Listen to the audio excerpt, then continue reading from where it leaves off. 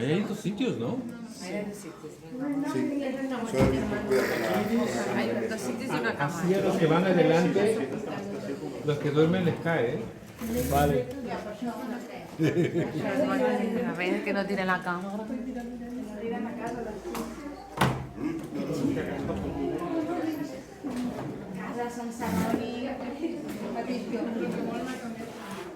Muy bien. Pues bienvenidos. ¿Todo el mundo tiene bolígrafo, su libreta o hojas sueltas?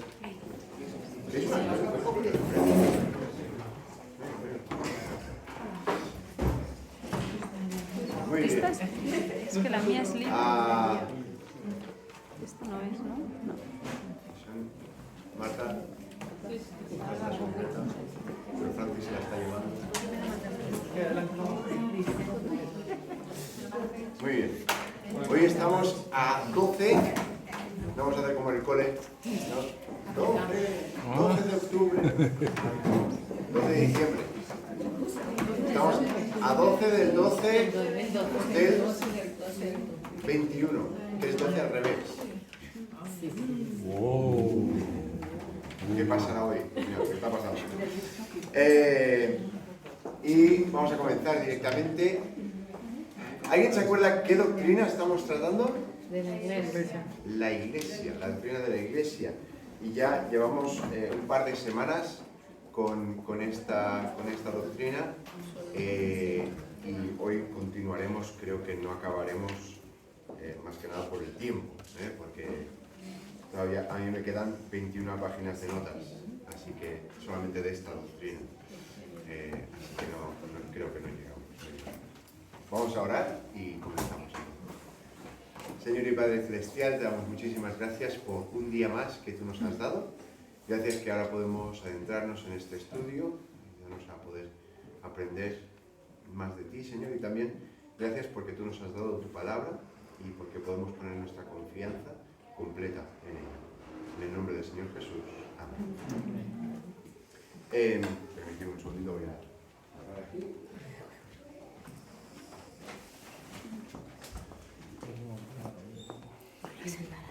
Pues hoy nos adentramos en lo que sería el punto número 5. Hemos tratado varios puntos ya, si queréis hacemos un recap rápido de que el punto número 1 que miramos es que la Iglesia es la comunidad de todos los creyentes verdaderos de todos los tiempos, ¿no?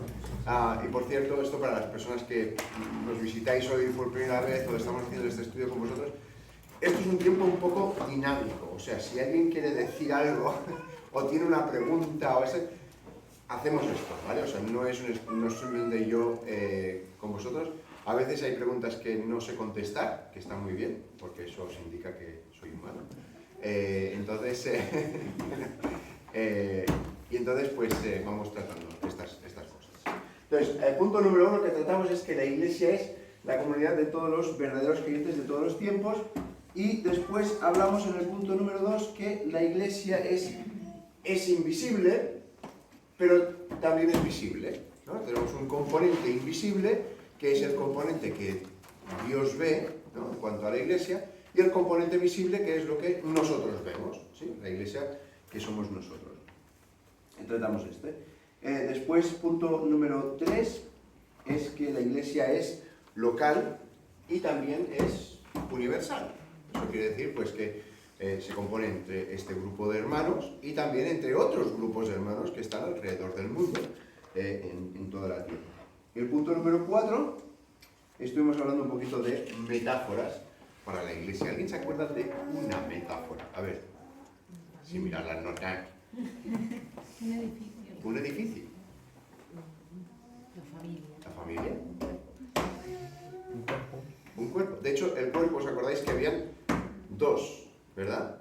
Hablábamos de un cuerpo que era la novia de Cristo. Cristo está separado, ¿no? Este es el novio.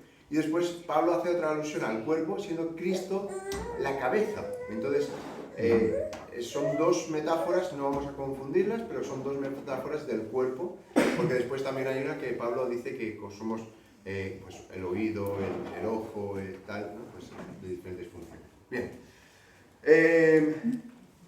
Eso simplemente a modo de recapitulación. Hoy llegamos a Israel y la Iglesia. Israel y la Iglesia. Ahora, entre protestantes evangélicos ha habido una diferencia de punto de vista sobre la cuestión de la relación entre Israel y la Iglesia. Ahora, vamos a intentar abarcar estos dos temas, ¿vale? Porque son dos.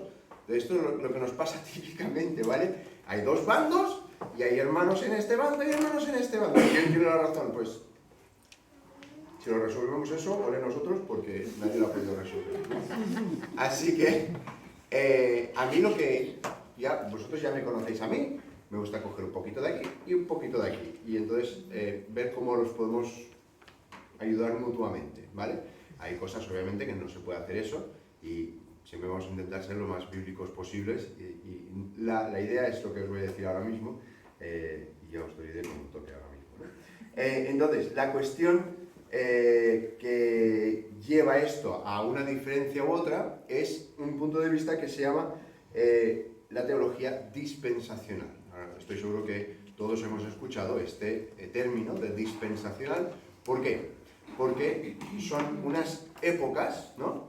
Que son muy marcadas, en las que Dios trata, pide y obra de una forma diferente con diferentes momentos en la historia, ¿sí? Entonces, pues cada etapa es una dispensación, ¿sí? Y es algo que también podemos leer, y hay una teología sistemática, obviamente, que también sigue esta forma de pensar, que es de nuestro hermano que se llama Louis Sperry Chafer, ¿vale? No es el Schaeffer de cómo hemos de vivir, ¿vale? No es el Francis Schaeffer y no tiene nada que ver, se escribe diferente, ¿vale? Pero destaca muchas distinciones entre Israel y la Iglesia, incluso entre el Israel creyente del Antiguo Testamento y la Iglesia del Nuevo Testamento. Ahora, Schaeffer, en esta obra, que es magnífica, si podéis conseguirla de alguna forma, es excepcional, ¿de acuerdo? Pero en esta obra, él argumenta que Dios tiene dos planes distintos. Para dos grupos distintos de personas que Él ha redimido. Los propósitos y promesas de Dios para Israel son bendiciones terrenales y todavía están por cumplirse en esta tierra en algún momento en el futuro. Pero, por otro lado, los propósitos y promesas de Dios para la Iglesia son para bendiciones celestiales, y esas promesas se cumplirán en el cielo. O sea, lo estoy leyendo porque no quiero equivocarme con esto, ¿no? Pero, por eso tenemos estos dos bandos, ¿no? Dos grupos, y los dos grupos son dos, podríamos decir, dos vías, ¿no? Dios quiere obrar con estos dos grupos de personas de forma distinta, ¿de acuerdo? Con bendiciones distintas y pidiéndoles cosas diferentes, ¿de acuerdo? Entonces, la distinción entre los dos grupos diferentes que Dios salva se verá especialmente en el milenio, según Schaeffer, porque en ese tiempo Israel reinará en la tierra como pueblo de Dios y disfrutará del cumplimiento de las promesas del Antiguo Testamento. Pero la Iglesia ya habrá sido llevada al cielo en el tiempo del retorno secreto de Cristo por sus santos, el rapto, ¿vale? Según este pensamiento, la Iglesia no empieza sino hasta el día de Pentecostés. Y no es correcto decir que los creyentes del Antiguo Testamento, junto con los creyentes del Nuevo Testamento, constituyen una Iglesia, ¿vale? ¿Qué pensáis vosotros de esto? Así a primera impresión. ¿Qué os parece a vosotros? ¿Cómo? Bueno, yo no lo comparto. A ver, Juan, ¿tú qué...? ¿Podrías? Es que, quién sabe, ¿Quieres que lo vuelva a leer no lo he otra vez? escuchado bien, no. Lo último que has dicho, que... El milenio. Vale, que la Iglesia no empezó hasta Pentecostés, hasta Hechos capítulo 2, ¿sí? Y no es correcto decir que los creyentes del Antiguo Testamento, junto con los creyentes del Nuevo Testamento, constituyen una Iglesia. Bueno, eso va en contra de la definición que tú diste el primer día. Vale, eso os da un poco de idea de qué es por dónde me inclino yo, ¿vale? Entonces, Pero hay un texto súper claro cuando dice que de ambos pueblos hizo uno, aboliendo en su carne las enemistades, Entonces decir tan categóricamente que hay dos pueblos, entonces es decir que Dios tiene dos pueblos. Y en la Biblia habla de uno. De uno, ¿sí? ¿Vale? Y por eso, estoy de acuerdo, ¿vale? Yo me decanto más porque veo en la Biblia que habla acerca de que rompe una pared, ¿no? Y nosotros construimos más paredes, no. O sea, Dios está, y de hecho habla acerca del judío, no es el que es circuncidado, sino es el circuncidado, perdón, en su corazón, ¿sí? Y nos habla de los creyentes que somos simiente de Abraham, o sea, él es nuestro padre. Entonces, si yo no soy judío, ¿cómo voy a yo acoplarme a esa familia? El olivo que es injertado. Bueno, ya podemos saltar a la página 21. Es broma. Entonces, ¿qué es lo que está pasando? Pues esa posición era como muy... ¿Dogmática? Todas las posiciones muchas veces son muy dogmáticas, pero esta en particular se cerraba mucho, ¿no? Entonces, ¿qué ha pasado? Pues ha pasado esto. Dispensacionalista progresivo, ¿sí? Y esto es que no... estas personas, que son Robert Saucy, Craig Blessing, Dario Bloch, todas estas personas que son dispensacionalistas progresivos, no ven a la Iglesia como un paréntesis en el plan de Dios, sino como el primer paso hacia el restablecimiento del reino de Dios, ¿vale? Esto no piensa que hay dos propósitos separados para Israel y la Iglesia, sino que hay un solo propósito, que es el establecimiento del reino de Dios, ¿vale? En el cual participan Israel y la Iglesia. Los dispensacionalistas progresivos no ven una distinción entre Israel y la Iglesia en el estado futuro, porque todos serían parte de un solo pueblo de Dios, ¿vale? Es más, ellos sostendrían que la Iglesia también estaría reinando en cuerpos glorificados durante el milenio. Sin embargo, hay una diferencia entre los dispensacionalistas progresivos y el resto del evangelicalismo, y dirían que las profecías del Antiguo Testamento respecto a Israel todavía se cumplirán en el milenio por el pueblo judío étnico que creerá en Cristo y vivirá en la tierra de Israel como una nación modelo para que todas las naciones, el resto de las naciones, los puedan ver y aprender de ellos. Ahora, ¿cuándo va a pasar eso? En el milenio, ¿vale? En el futuro. Entonces, ¿lo podemos saber a ciencia cierta hoy? No. Entonces, a ver. Entonces, la idea es que es sabio ser tentativo, ¿sí? O sea, en vez de ser categórico, dogmático, es sabio ser tentativo y escuchar y aprender y ver cómo podemos aprender de todos estos. Entonces, porque no es categóricamente una verdad que sí o sí vaya a afectar nuestra vida diaria, ¿vale? Lo que sí que animaría sería a pensar acerca del tema de las dispensaciones, ¿no? Porque claro, entonces sí que hay eso sí que afecta, ¿no? En cuanto a cómo vivimos nuestra vida, ¿no? ¿Somos escogidos o somos...? Pero creo que eso, en lo que hemos hablado, pues ya puede descansar ahí. Ahora, los judíos... De hecho, tenéis vuestras Biblias, ¿no? Vamos a mirar unos cuantos pasajes, porque vamos a ver que los judíos se van a convertir, ¿vale? Se van a convertir. Vamos a mirar unos cuantos pasajes, que los tenemos aquí escritos. Romanos... Y estamos todos en el capítulo 11, ¿vale? Pero sí, podemos ir leyendo, veis las separaciones que os he puesto por aquí, pues alguien que lea el versículo 12, después 15, 23 a 24, 25 a 26, ¿vale? Así que, alguien que tenga Romanos 11, 12, ya. Que lo quiera leer en voz alta. 11, 12. No todos a la vez.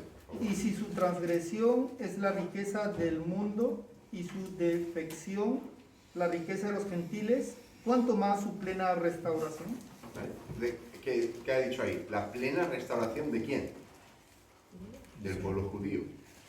Una plena restauración. Eso quiere decir que no están ahora mismo. El versículo 15. Porque si su exclusión es la reconciliación del mundo, ¿qué será su admisión sino vida de entre los muertos? La exclusión de los judíos es vida para nosotros, y ahora si se les vuelve a reintroducir, ¿qué será para nosotros? ¿Sí? Si volvemos a reintroducir a los judíos dentro del pacto, se acaba de desmoronar todo el dispensacionalismo, porque ya estamos hablando de las dos formas en un futuro. ¿Sí? 23 y 24. Perdón, Sí. no lo he entendido lo último que has dicho. Vale, no pasa nada. Qué bien te digo que he leído. Vale, estamos en el 11-15. Y porque si su exclusión es la reconciliación del mundo, ¿qué será su admisión sino vida de entre los muertos? Entonces, la exclusión, ¿de quién estamos hablando de la exclusión? Los judíos. Los judíos ya no son pueblo de Dios. ¿Cómo que no son pueblo de Dios? No, no son el pueblo escogido para salvación. Ahora, ¿quién es el pueblo escogido para salvación? Los gentiles, bueno, los cristianos. Los que han creído. Los creyentes. ¿Sí? Entonces, si un judío cree en Cristo, ¿en qué se convierte? En cristiano. ¿Sí? Nosotros no nos convertimos en judíos. ¿Sí? Entonces, dice aquí, porque si su exclusión, han sido excluidos porque Cristo murió. Su exclusión es la reconciliación del mundo, todo el mundo ahora es reconciliado con Dios. Ahora, ¿qué será su admisión? Sino vida de entre los muertos. Cuando vuelven a admitirse, ¿qué será esto? Para todos nosotros. Reconciliación. Reconciliación, pero aquí dice sino vida de entre los muertos. Cuando Pablo aquí está diciendo esto,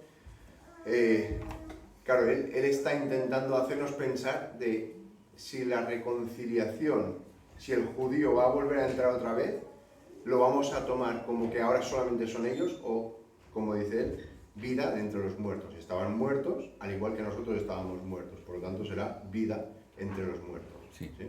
Entonces, claro, todas estas cosas tenemos que recordar que Pablo, siendo judío, está hablando a personas, ellos que están en Roma, pero también habría muchos judíos que estaban ahí en medio, suyos. Los romanos. Y en la carta de Romanos, ¿de qué está hablando? ¿Cuál es el tema principal? La justificación por la fe. Por la fe. ¿Y el judío qué hacía? Justificación por Obras. por las obras, pero La por ley. fe, pero porque el judío, el creyente al final era por fe. Vamos al siguiente versículo aquí, 23 y 24.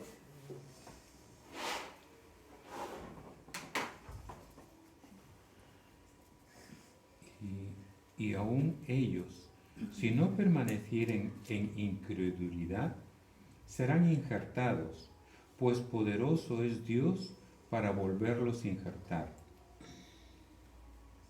Y el 24, Y 24, porque si tú fuiste cortado del que por naturaleza es olivo silvestre, y contra natura fuiste injertado en el buen olivo, cuánto más estos, que son las ramas naturales, serán injertados en su propio olivo.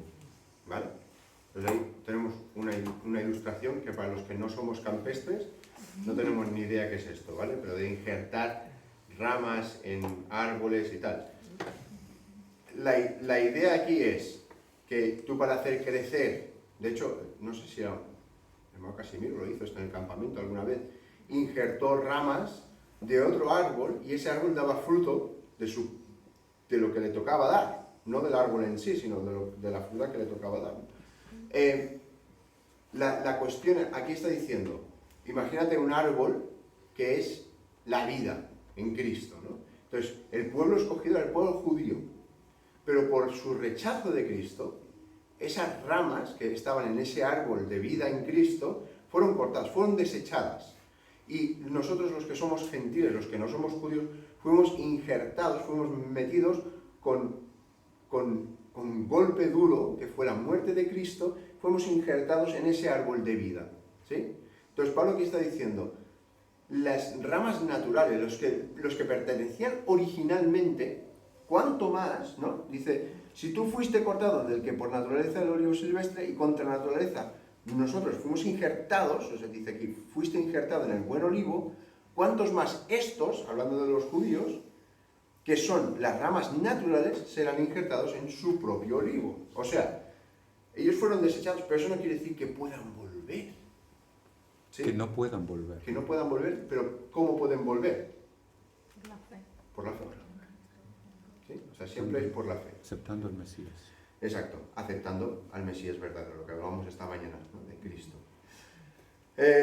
Versículo 25 y 26. Porque no quiero, hermanos, que ignoréis este misterio para que no seáis arrogantes en cuanto a vosotros mismos, que ha acontecido a Israel endurecimiento en parte hasta que haya entrado a la plenitud de los gentiles, y luego todo Israel será salvo, como está escrito. Vendrá de Sion el libertador, que apartará de Jacob la impiedad, y este será mi pacto con ellos cuando yo quite sus pecados. Ahora, eso de todo Israel será salvo, yo no sé exactamente qué quiere decir, no sé, ¿vale?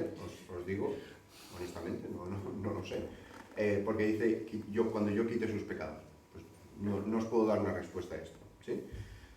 Lo que sí que veo aquí es que Pablo dice, os estoy avisando, os estoy diciendo esto con un motivo. Y el motivo es orgullo. ¿Sí? Mírame a mí. Pues eso es lo que hacían los judíos. Míranos a nosotros. ¿Sí? Que nosotros somos el pueblo escogido de Dios y nadie más es escogido. Nadie más puede, cuando era completamente así, que Dios al final les tuvo que quitar esto. ¿Sí? Entonces,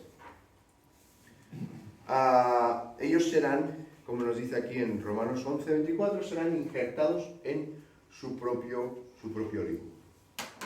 Entonces, con respecto a este asunto debemos notar los muchos versículos del Nuevo Testamento que entienden a la Iglesia como el nuevo Israel o el pueblo nuevo de Dios. El hecho de que en Efesios 5:25 dice que Cristo amó a la Iglesia y se entregó a sí mismo por ella. La presente edad de la Iglesia, que ha llevado la salvación a muchos millones de creyentes en la Iglesia, no es una interrupción o un paréntesis del plan de Dios, sino una continuación del plan expresado en el Antiguo Testamento de llamar a sí mismo, ¿cuántos pueblos? Un pueblo. No un pueblo judío y el resto gentil para... Esto yo lo veo como intentar apañar, intentar hacer que cuadre el otro sistema de las dispensaciones. ¿Sí? Esto es lo que hablamos a veces cuando, si tú te aferras a un sistema teológico en vez de a lo que dice la Biblia, tienes que hacer que el resto de tu teología concuerde con el resto de tu teología. ¿Sí? ¿Me explico? Entonces, si tú te aferras a ciencia cierta de que tiene que ser eso verdad, y si eso es verdad, tengo que hacer que el resto funcione porque eso es verdad, no estás libre para decir, no, es que la Biblia dice esto otro, que a veces no se aferra exactamente a lo que una teología sistemática, entenderme, ¿eh? Tanto, habéis visto, yo os recomiendo leer la teología sistemática de Schaeffer. No estamos siguiendo esa teología sistemática, pero no pasa nada, podríamos seguirla tranquilamente con algunos puntos y comas y peros, ¿vale? Igual que hacemos con esta, no pasa nada, simplemente lo hacemos con todas, ¿sí? Porque pues no estamos al 100% con Yo tengo una pregunta. Sí. ¿Puedo preguntar? Sí, por supuestísimo. ¿Cómo se encuadra el tema de que Dios en el Antiguo Testamento elige a Israel como pueblo? Si ahora aquí pasa esto, o sea, como que se cortaría o la promesa de Dios ya no valdría, ¿cómo? O sea, el hecho de que Dios escogió al pueblo judío. Claro, o sea, entiendo que entonces en el Antiguo Testamento también era salvación por fe, porque claro, es que si no ahora aquí como que Dios se contradice, y como Dios no se contradice, O sea, que no sé muy bien cómo encuadra ¿Vale? todo esto. ¿Alguien quiere intentar? Oscar, dale. No es la respuesta. Otra pregunta, no, ¿eh?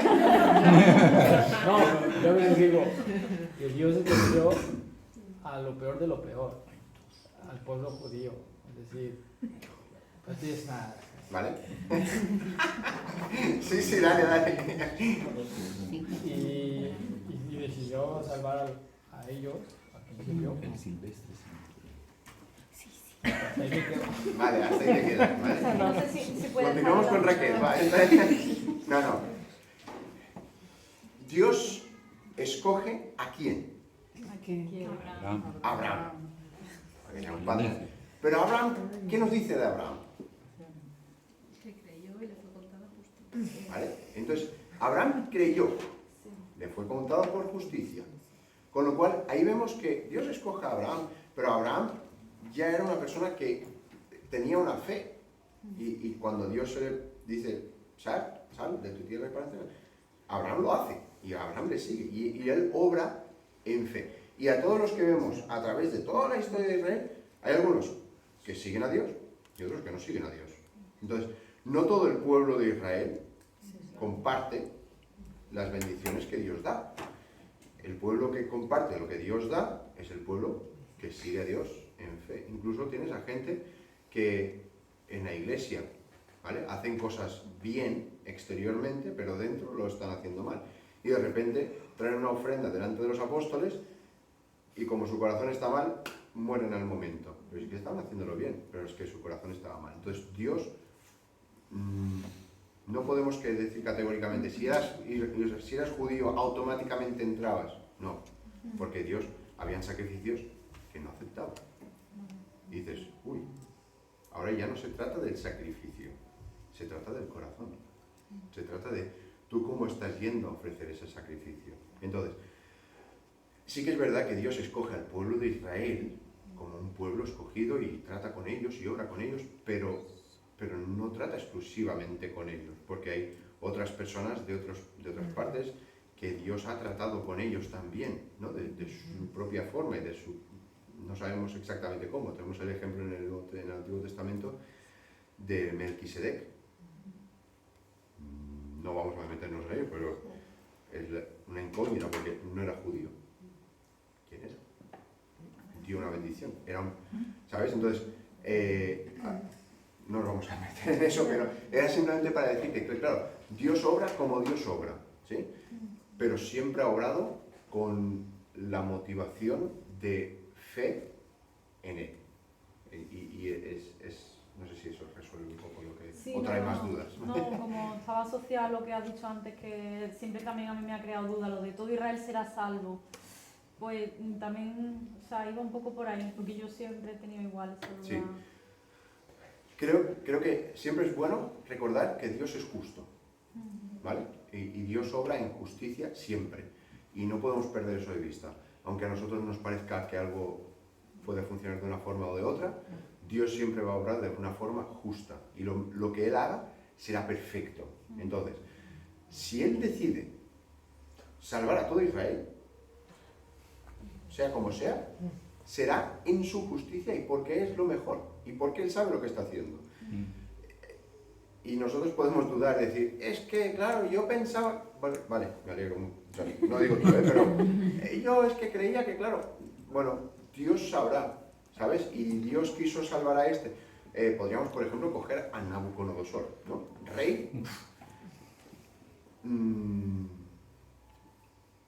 Pero obró de una forma que... O a Ciro. O a Ciro, por ejemplo. Hermoso ungido. Mi siervo, o sea, todos los reyes de Israel y de Judá, ¿y a cuántos llama mi siervo? ¿Sabes? Y a uno de Babilonia dice mi siervo. O sea, hay muchas cosas aquí que, claro, al final tenemos que parar de decir, no lo voy a entender todo, lo que os he dicho ahora mismo de este versículo, yo no lo entiendo, porque no sé cómo explicarlo esto, pero cuando vengo a algo así, digo, Dios sabe más que yo, gracias a Dios que Él sabe más que yo, pero si algo hace, será porque hay una justicia y una razón detrás de eso. No sé si me explico con esto, ¿no? Y no es, no lo entiendo, no, sino, ¿cómo será? No lo sé.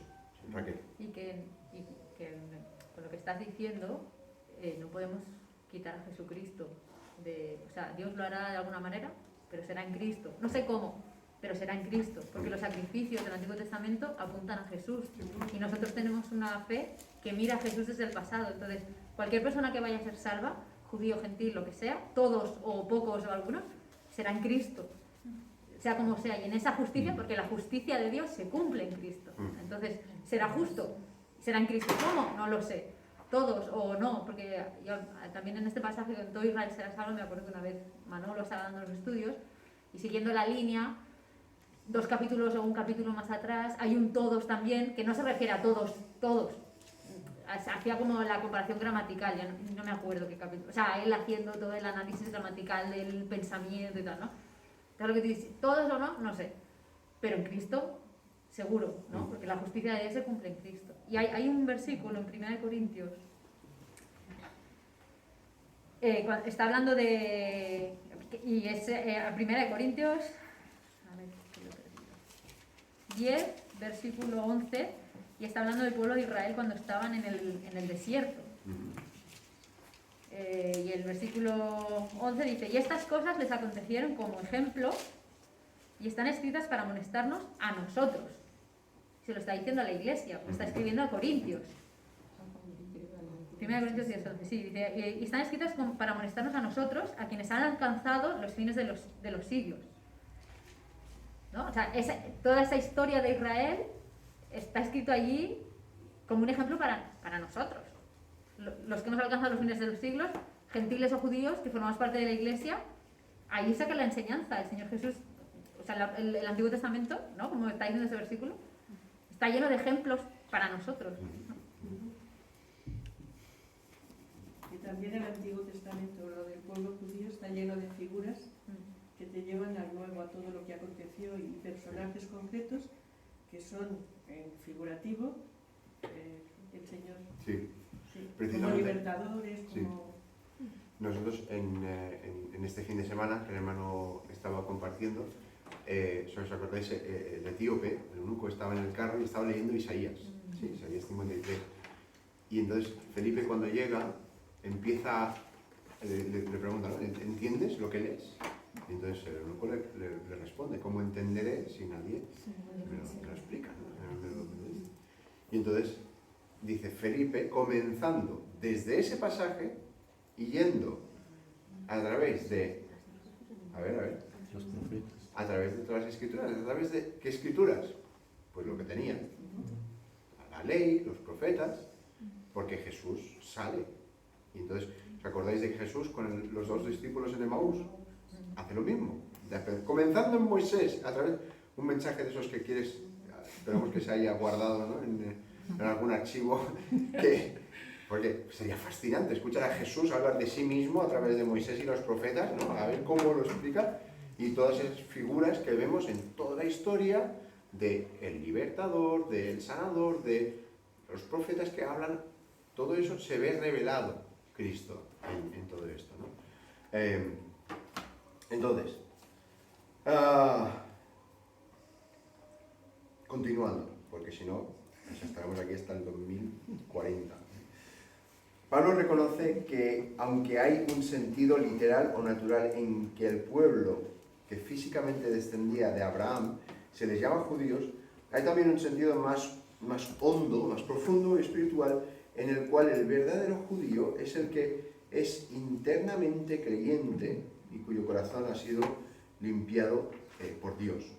Pablo dice que a Abraham no se le debe considerar el padre del pueblo judío solamente en un sentido físico, sino que es padre de todos los creyentes no circuncidados. Si queréis podemos mirar aquí en Romanos, capítulo 4.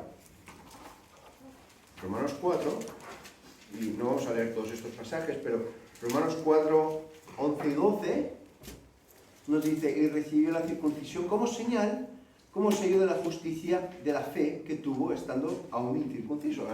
Parar ahí un momento, ¿no? Porque esto es muy importante. los judíos ven la circuncisión como su señal. Pero no, es al revés. La circuncisión es la señal de algo que ha ocurrido internamente.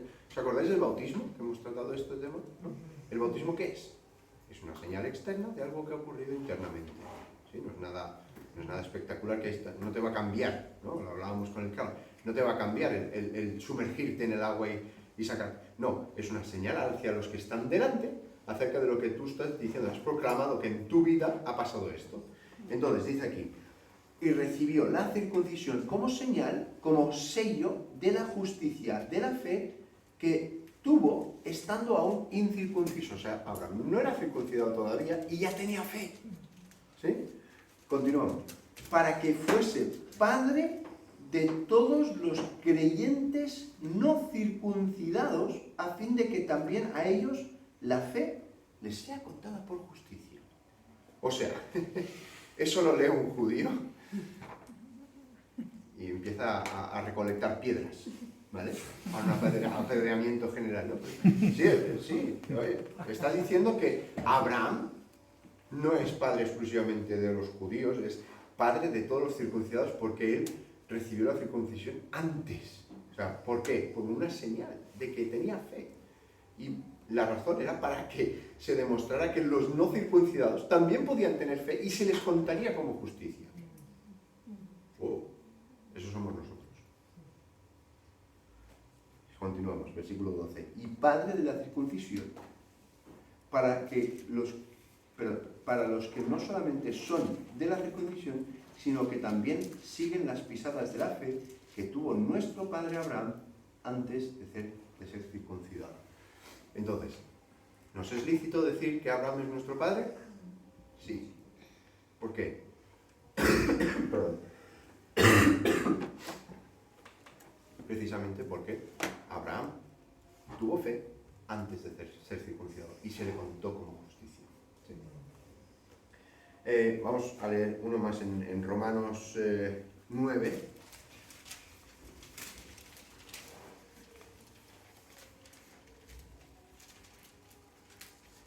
Este es interesante. En Romanos 9, 6. Dice, no que la palabra de Dios haya fallado. Porque no todos los que descienden de Israel son israelitas. ¿Hondo? Ni por ser descendientes de Abraham son todos hijos. Sino, en Isaac te será llamada descendencia. Esto es, no los que son hijos según la carne son los hijos de Dios, sino los que son hijos según la promesa, son contados como descendientes. Ahí lo tenemos. ¿Vale? Esa es la resolución a la que tenemos que llegar. Esto es lo que dice la Biblia. ¿Sí? No es que sean dos pueblos, sino que es un pueblo en la promesa de Dios. ¿Sí? ¿Vale? Entonces,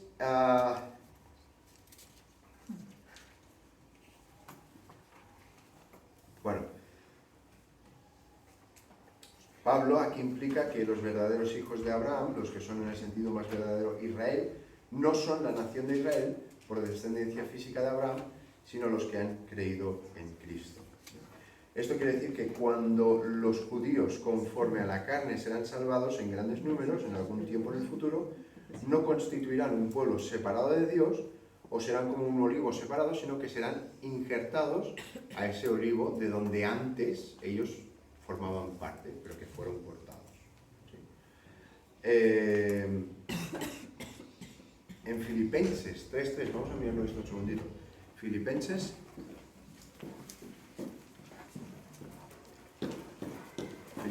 3.3.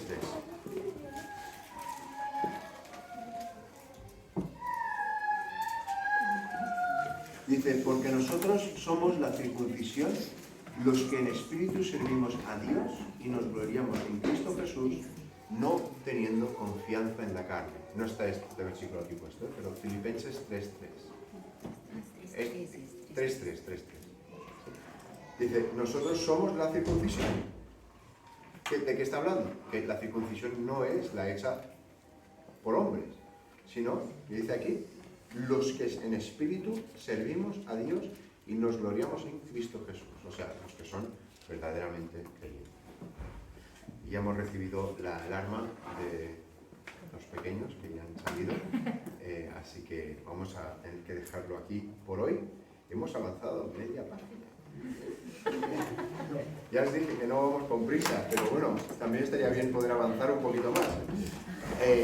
No, es broma, está muy bien poder ir tocando todos estos temas, ¿vale? La idea con esto, obviamente, no es generar más duda, ¿sí? Sí que puede haber una cierta inquisición en cuanto a querer saber más. ¿Sí? Eso es bueno, eso no es nada malo, ¿no? Es cuando a veces ves un documental y dices, wow, quiero saber más acerca de esto. Pues eso es la idea, ¿no? Que queramos aprender más acerca de Dios, acerca de su palabra, no creando dudas, pero sí que hay cosas pues, que son más hondas, que no las pensamos normalmente de forma así igual, ¿no? No es algo que vayamos masticando de forma habitual. Muy bien, pues vamos a acabar en oración. Y no sé si Óscar quieres guiarnos en oración para acabar. Señor Padre Celestial, una vez más, Padre, te agradecemos por poder estudiarte a ti, Señor, para poder conocerte más, Padre. Y te pido, Señor, que todas estas enseñanzas que tenemos hoy, Señor, que puedan ser también para que vamos a entender mejor la vida, Señor, que nos has dado, las bendiciones que nos das, todas las oraciones que nos contestas y sobre todo entender ese amor que tú tienes hacia nosotros, Señor. Y te agradecemos, Señor, también por poder estudiar tu palabra, poder escucharla. Ayúdanos a ser hacedores de ella, Señor. Gracias, Señor, por todo esto y te pedimos, Señor, que nos ayudes en la semana a poder ser luz ahí donde estemos, a poder dar el reflejo de Cristo a los demás, Señor, y poder estar en comunión contigo cada minuto, Señor. Te agradecemos por todo esto y pedimos en nombre de Cristo Jesús. Amén. Muy bien, pues si podéis recoger las libretas y los bolígrafos en una mesa. No.